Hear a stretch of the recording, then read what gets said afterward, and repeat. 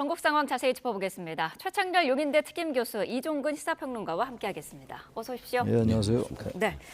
자, 헌재가 감사원장과 검사 3명에 대한 탄핵 심판 결론을 내일 내리기로 했습니다. 이틀 연속 중요 선고를 내리는 전례가 드물었던 점을 미뤄보면은 윤 대통령에 대한 탄핵 심판 선고는 이번 주는 아니다 이렇게 생각하면 될까요? 네, 거의 확정적입니다. 왜냐하면 일단 이틀 전이나 사흘 전에 통보하던 관례를 비춰봤을 때 네. 금요일 날이 마지막이라고 한다면 오늘이 수요일 아닙니까? 뭐 오늘은 내려져야 되는데 네. 그것도 안 될 가능성이 높은 이유가 지금 평의와 판결, 즉 토론을 하고 있는 과정이냐 아니면 결론을 내는 과정이냐 이게 평의와 판결이 다른데 네. 지금 헌법재판소에서 들리는 얘기에 의하면 매일같이 평의를 거듭하고 있다 이렇게 나오거든요. 평의는 의견을 계속 교환하고 있다는 뜻이에요. 네. 그런데 판결로 접어들면 우리가 당신의 결론은 무엇입니까 하고 서로 이제 자신들의 어떤 결론을 판단을 완전히 내리는 것이고 네. 그럼 그 다음에 또 시간이 걸려요. 판결만 뭐 결정했다고 해서 끝나는 게 아니라 결정문을 써야 되거든요.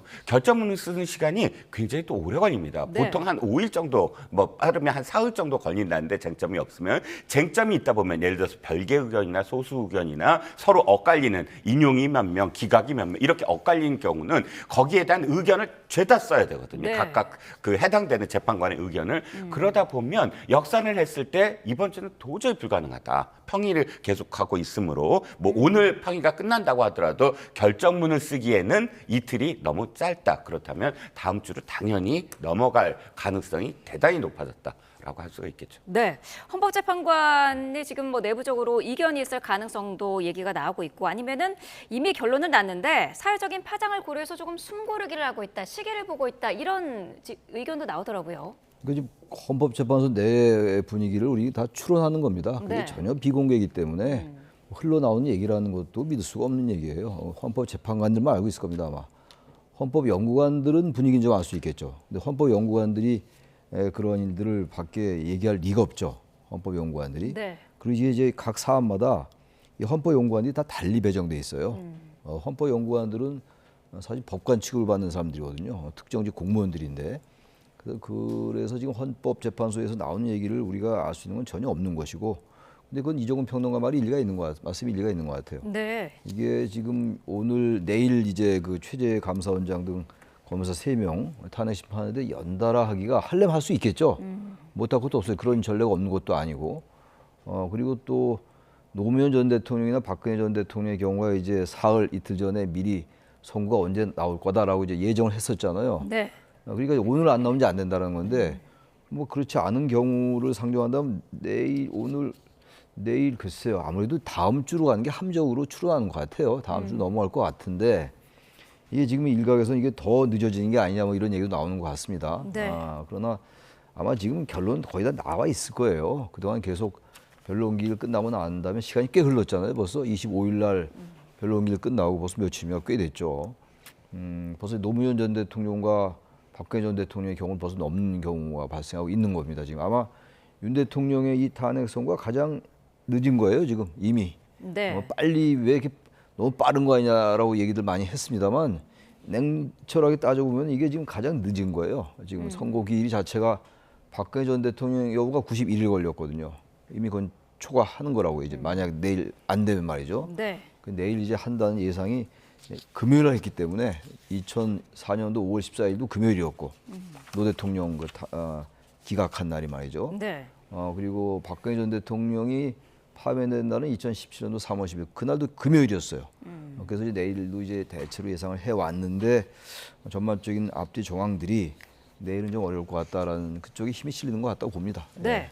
아직 평의 중이라면 네. 그렇다면 뭐 여전히 뭐 이견이 있는 그런 상황이라면은 그동안 사실 뭐 윤석열 대통령 구속 취소 그런 사안도 있었고요. 어떤 그런 뭐 절차적인 문제 제기라든지 그런 부분들이 좀 영향을 미치고 있는 것으로 볼 수도 있을까요? 두 가지라고 생각을 해요. 앵커님이 말씀하셨듯이 그 구속 취소와 관련된 결정이 헌재에 저는 영향을 미쳤다고 봅니다. 네. 왜냐하면 같은 사안이다. 핵심은 핵심은 어떤 핵심? 그러니까 근대 형사법의 가장 중요한 게 피의자의 인권 보호거든요. 그런데 적법 절차의 원칙, 그 과정이 적법해야 된다라는 겁니다. 네. 실제로 미란다 원칙을 한번 기억하시면 미란다 원칙이 고지하는 거잖아요. 당신한테 어떤 그 권리가 있다. 침묵할 권리, 변호사에게 조언을 받을 권리. 그런데 그게 1963년 이전에는 그런 고지 없어도 됐어요. 그냥 잡아다가 그냥 신문했어요. 그런데 왜 1963년에 그런 일이 있었냐면 미란다라는 사람이 돈을 훔쳐서 지금 조사를 받는데 그 자리에서 자백을 한 거예요. 8살짜리 소녀를 강간을 했다. 그러자 그 건으로 이제 이 심판을 받아서 대법까지 가서 유죄를 확정받았는데 네. 연방대법원이 5대4로 기각을 합니다. 파기환송. 왜? 당시에 그 변호사가 없었다 옆에 그걸 자백했을 때 그래서 원칙적으로 이것은 적법하지 않다. 그런데 결과적으로 미란다는 사실은 죄가 있는 사람이에요. 죄가 있는 사람인데도 불구하고 그렇게 했단 말이죠. 자, 다시 말씀드리지만 이런 적법한 절차, 피의자의 인권을 보호하지 아니한 과정에서 그대로 이게 심판을 받는다면 그 사람이 나쁜 사람이든 좋은 사람이든 그것은 안 된다라는 게 인권 보호의 원칙이라면 네. 구속 취소 절차를 지금 제대로 지키지 않았다라고 해서 지금 구속을 취소하고 석방시켜 준 게 헌법재판소의 어떤 영향? 헌법재판소에서 지금 윤 대통령 대리인단이 적법하지 않다. 최소한 방어권을 보장하지 않는다라든지 또는 변론기일과 관련해서 변호사 상의하지 않는다든지 너무나 많은 어떤 그런 문제 제기가 쌓여 있었는데 네. 이걸 그대로 만약에 강행한다고 한다면 나중에 그것을 그 결과가 어떻게 나오든 간에 어떠한 국민도 다 고개를 끄덕이게 만들 수 있겠느냐. 여기에 대한 고민이 분명히 저는 있다고 보거든요. 네. 그래서 내부에서도 혹시나 추정입니다만 이거 변론을 한번 재개를 해서라도 우리가 그런 어떤 문제들을 좀 해소하는 게 어떠냐라는 의견이 있지 않을까. 그런 점에서 상당히 좀 고심하지 않을까라는 조심스럽게 추정도 해봅니다. 네, 한덕수 총리 탄핵 심판의 선고일도 아직 뭐 정해지지도 않은 그런 상황인데 이 사안은 왜 이렇게 오래 걸리는 걸까요? 글쎄요. 근데 날짜를 보니까 네. 윤 대통령보다 한덕수 총리의 변론 전결이 좀 빨리 끝나긴 끝났어요. 왜 빨리 끝나냐? 한 차례밖에 안 했어요. 네. 변론 기일을. 근데 윤 대통령은 11차례 했잖아요. 시작은 윤 대통령이 훨씬 빨리 했어요. 네. 되게 선입선출 얘기들 많이 하던데 정확히 보면 변론길이 한 차례밖에 없었기 때문에 이제 일찍 끝난 거지만 심판 접수도 훨씬 빨리 됐죠. 윤 대통령은 12월 14일 날 됐고 네. 한덕수 총리는 12월 27일 날 심판이 헌재에 접수가 됐다고요. 이런 걸로 봐서 지금 한덕수 총리가 너무 이렇게 늦어지느냐 이런 얘기도 있어요. 네. 근데 한덕수 총리의 그 지금 탄핵 사유는 4가지 정도 되는데 이 지금 이 윤 대통령의 이 탄핵 사유보다 그렇게 복잡하진 않죠. 그래서 그런 말이 나올 법도 합니다만 네. 저는 이것도 다음 주에 같이 나올 수도 있고 거의 다 나올 때가 됐어요. 그래서 이게 그렇게 전 중요한 문제는 아니라고 생각합니다. 근데 문제는 지금 이제 자꾸 헌재의 그 절차적 문제가 있다라고 얘기하고 있는 거 아니에요? 윤 대통령이 이제 석방이 됐고 말이죠. 네. 구속 취소가 됐고 그걸 이제 바로 석방 지휘를 해서 석방이 됐단 말이죠. 검찰이. 근데 저는 지금 헌재가 뭘 그렇게 절차적 흠결이 있는지를 모르겠어요. 대체로 이제 국민의힘이나라든지 대통령 측에서 제기하는 건 이거예요. 증거로 이제 그 헌재 재판정에서 당사자, 피의자가 증인이죠, 증인. 피의자가 증인으로 나왔던 거니까 증인이 부인한 그런 걸 왜 검찰에 그런 조서를 증거로 채택했느냐. 그 얘기를 주로 많이 하고 있는 거고. 두 번째가 한덕수 총리의 이 왜 탄핵을 늦게 내리느냐. 이게 무슨 꼼수가 있는 거 아니냐. 이거하고 또 하나가 이제 방어권 보장이 안 됐다라는 거예요. 네. 근데 방어권 보장은 말이죠. 한덕수 총리와 홍장원 전 국정원 1차장은 2번 증인 채택했어요. 대통령 측이 요구했던 거 아닙니까? 많이 들어줬어야 돼. 전 자꾸 이거를 하나의 프레임으로 방어권 보장이 안 됐다고 그러는데 더 이상 어떻게 방어권 보장합니까?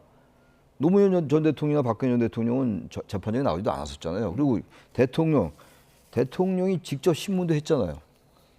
그러니까 이런 3가지 정도를 가지고 자꾸 헌재의 절차적 문제가 있다고 얘기합니다만 저는 헌재 절차적 문제 거의 없다고 봅니다.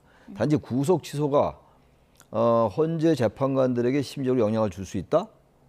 전 그것도 그렇게 동의하기가 좀 어려워요. 네. 왜냐하면 헌재 재판과 이 얘기는 정말 여러분들이 하는 얘기고 온 국민들께서 다 아실 텐데 헌재의 이 탄핵 심판과 이 내란 혐의의 이 형사 재판은 전혀 궤도가 달라요.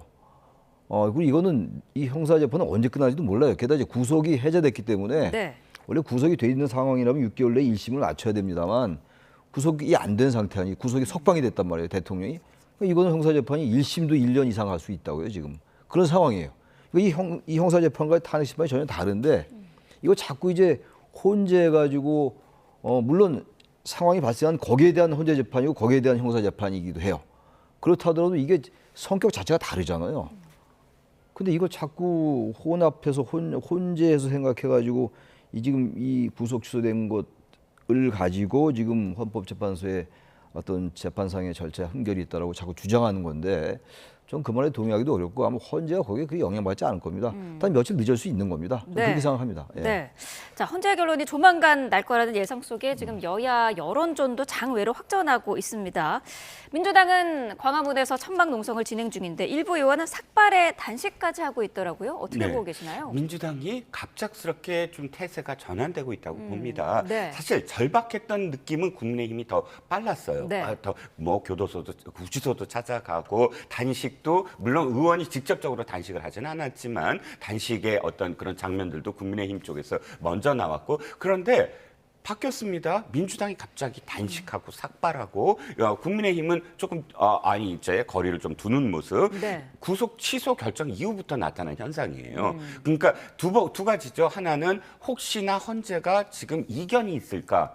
굉장히 어떤 그 서로 그런 이견이 있다는 건 즉 인용이나 기각이나 몇 대 몇으로 나온다. 네. 그러니까 민주당은 전원일치로 나올 걸로 기대를 하고 또 그렇게 예상을 했던 것 같아요. 그런데 늦어지면 늦어질수록 첫 번째 이게 몇 대 몇으로 나오면 상당히 불리한 어떤 상황이다. 기대와 달리 예를 들어서 6명을 확보하기가 될까? 이렇게 계산이 들어가잖아요. 그런 가능성에서 압박을 해야 되겠다라고 나서는 경우 그리고 두 번째는 늦어지는 것이 무슨 문제냐? 지금 이재명 대표의 항소심, 그러니까 선거법 위반과 관련돼서 항소심이 3월 26일입니다. 네. 3월 26일 날 이전에 빨리 돼서 그다음에 인용이 된다고 한다면 60일 뭐 그 선거 기간 동안 대법이 확정이 안 될 것이다. 이런 예상을 하고 있었는데 지금 언제가 나올지 선고가 불확실하잖아요. 그러면 이 압박은 두 가지입니다. 전원일치로 빨리 인용해달라는 압박과 네. 그다음에 3월 26일 날 이전에 선고를 내려달라는 압박. 그만큼 불가측해졌다. 민주당이 지금 굉장히 불안해하는 건 헌재의 지금까지 예상과 달라지고 있다라는 기류를 민주당이 지금 불안감 속에서 단식 삭발이 바로 그것을 나타내고 있다. 네. 그런 불안감을 나타내고 있다라고 생각을 합니다. 네. 국민의힘은 민주당과는 똑같이 하지 않겠다 이렇게 결론을 내렸습니다. 장외 투쟁이나 헌재 압박 행동을 하지 않겠다는 건데 그런데 일부 의원들은 헌재 앞에서 지금 릴레이 시위를 하고 있고요. 내일부터는 5명씩 또 조를 짜서 릴레이 시위를 하기로 했어요. 이렇게 지금 당도 개별 움직임에 대해서는 말리지는 않겠다라는 그런 입장인데 여기에 대해서는 어떤 근데 입장이신가요? 국민의힘의 지도부가 헌재에 대해서 더 이상 이제 압박하지 않겠다고 그랬잖아요. 뭐 네. 좋은 얘기예요. 근데 지금까지 압박을 많이 해왔죠. 국회의원들이 여러 명이 이제 항의 방문도 하고 그랬잖아요. 그게 압박이에요. 이제 와서 압박 안 하겠다는 것도 좀 이해가 안 가고. 게다가 그 앞에서 릴레이 그 시위하는 게 뭐 그런 게 압박이죠. 의사 표현하는 겁니다. 뭐 그거 이제 와서 그런 거 가지고 문제 삼을 때는 지난 것 같아요. 그건 한가한 거고 이제 와서 뭐 그런 거 하는 거죠. 더한 것도 했는데 못할 게 뭐 있습니까? 그런데 저는 다 좋은데 국민의힘의 일부 의원이 특히 윤상현 의원이 뭐 한 얘기가 있잖아요. 국회 해산을 거론했던데 네. 어떤 논리로 자꾸 그런 얘기를 하는지 이해할 수가 없어요. 정말로 이해할 수 없고 그리고 이제 국민의힘 의원들이 한 얘기 중에서 정말 제가 도저히 받아들이기 어려운 얘기가 너무 많아요. 너무 많고 어떤 의원은 또 민주당, 민노총과 북한 노동당과의 관계를 밝혀라라고 얘기한 중진 의원도 있고 말이죠. 뭐 굉장히 많습니다. 그런 부분들이 이제 헌재 재판에 대해서 기각을 촉구하는 그런 얘기라고 알고 있는데 국회의원들이 최소한도 그 넘지 말아야 될 얘기는 하지 말아야 되고 왜 국회 예산을 왜 하죠?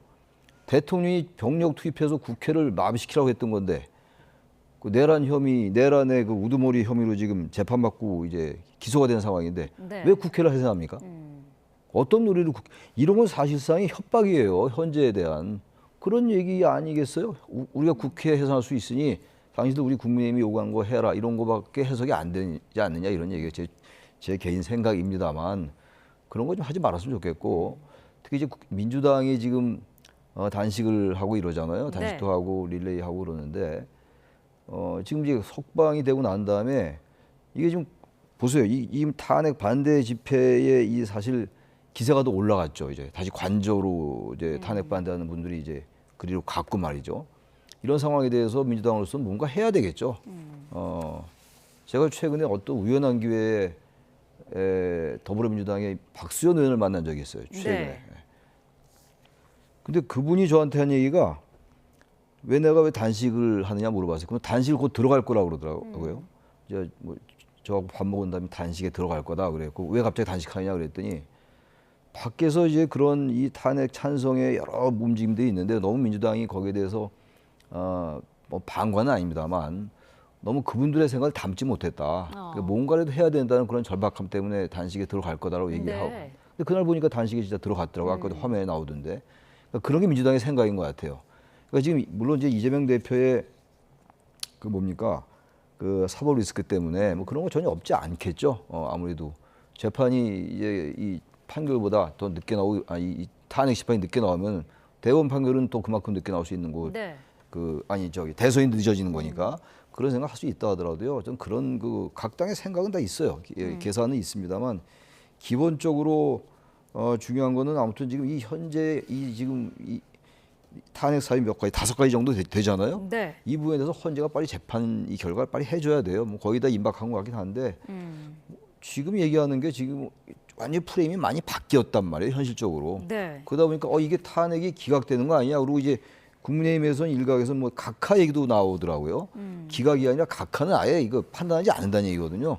이게 있을 수 없는 얘기죠. 이제 그런 얘기까지 나올 정도가 됐으니까 민주당이 그런 단식 릴레이 단식 이런 거 안 할 수가 없겠죠, 민주당도. 네. 오늘 국회 법사위에서는 대통령 석방 논란과 관련한 긴급 현안 질의가 있을 예정입니다. 여야 난타전이 예상되는데 민주당은 뭐 검찰총장 탄핵도 추진하겠다고 했다가 지금 약간 주저하고 있는 그런 모양새인데요. 탄핵 남발이라는 그 여당의 지적에 대해서 잘못된 프레임이 씌워지고 있다라고 어제 윤종건 원내대변인이 얘기를 하더라고요. 네. 어떻게 들으셨습니까? 그렇다면 탄핵을 해야죠. 잘못된 프레임이라면 그게 그렇게 당당하다면 당장 그 최상목 권한대행이나 혹은 심의정 검찰총장에서 탄핵하는 게 마땅한데 왜 안 하겠습니까? 바로 12월 둘째 주부터의 흐름이 바뀌었다. 즉 당시 한덕수 국무총리를 탄핵함으로써 그 당시부터 굉장히 많은 비판을 받았거든요. 네. 국민들은 한덕수 권한대행이 뭘 잘해서가 아니라 대통령이 지금 거리 또는 대통령이 직무정지를 당했다면 일단 권한대행이 누가 됐든지 간에 안정된 그러니까 그 시국 동안 예를 들어서 막 2개월이면 2개월 내로 안정된 그런 국정 운영을 바래요. 그런데 그러니까 노무현 대통령이나 박근혜 전 대통령 때 그때 당시 직무정지 됐을 때의 권한대행들이 인기가 치솟았어요. 당시 네. 황교안 총리라든지 또 고건 총리라든지 그건 그 두 분이 잘해서가 아니라 안정적으로 좀 해달라라는 어떤 의미라고 저는 생각을 하거든요. 근데 그것을 한덕수 총리만이 아니라 어떠한 사람도 지금 당시 재판관을 임명하고 자기 뜻대로 하지 않으면 탄핵하겠다라는 그런 식의 협박성 그 발언이 굉장히 민주당의 어떤 그런 그 이미지를 깎아먹었거든요. 네. 지금도 마찬가지입니다. 탄핵하겠다 하지만 왜 그 이후로 못하고 있냐 하면 30번째인데 3년 동안 30번째예요. 그러면 1년에 10번이고 1년에 10번이면 한 달에 한 번씩 탄핵을 했다는 얘기잖아요. 그러면 직무정지를 시켜서 그냥 국정을 흔들겠다. 이런 의도라고 사실 생각할 수밖에 없으므로 네. 국민들이 원하는 건 지금 안정된 예측 가능한 그런 국정을 바라고 있는 것이고 한 말씀만 더 드리면 짧게 헌법재판소가 잘못하고 있어요. 헌법재판소가 네. 좀 더 중심을 잡고 원칙적으로 국민들에게 이 헌법재판소는 이렇게 중심을 잡고 있으니까 이렇게 나올 거야 라고 생각하게 만들어줘야 돼요. 그런데 보통 원칙이 선입선출이거든요. 빨리 들어온 것대로 이제 심판을 해줘야 되는데 갑작스럽게 작년 12월 31일 날 공보관을 통해서 대통령을 가장 먼저 하겠다. 최우선을 하겠다. 이렇게 얘기했거든요. 그런데 오늘 보세요. 내일 한 게 대통령이 아니라 지금 거꾸로 감사원장과 검사들을 하잖아요. 네. 그러면 이렇게 자꾸 흔들리는 모습이 불안하게 만들어주고 또 여야 정쟁만 키워주는 거거든요. 저는 헌법재판소에 먼저 좀 국민들 앞에 원칙적인 어떤 모습을 좀 보여달라. 그 원칙을 지키는 모습을 보여달라. 그래서 헌법재판소를 믿자. 우리 언제까지나 하겠지라고 네. 하면서 민생을 돌보게 만드는 국회에게 그렇게 압박을 해야 되는데 헌법재판소가 흔들리는 모습을 보여주니 정쟁이 나고 정쟁이 나니 국민들이 민생부터 해라는 목소리를 못 내는 거죠. 네. 교수님께서는 어떤 의견이신가요? 아니 난 헌재가 자꾸 이 순서 가지고들 얘기를 하는데 뭐가 순서가 크게 잘못됐다는 거예요? 지금 이제 최재 감사원장 등 3명 검사 내일 한다는 거 아니에요? 네. 꽤 오래됐어요. 탄핵 이거 들어온 접수된 지 오래됐고 그거 좀 늦어졌습니다. 내일 하겠다는 거예요. 그리고 나서 한도숙 총리는 아까 제가 말씀드렸잖아요.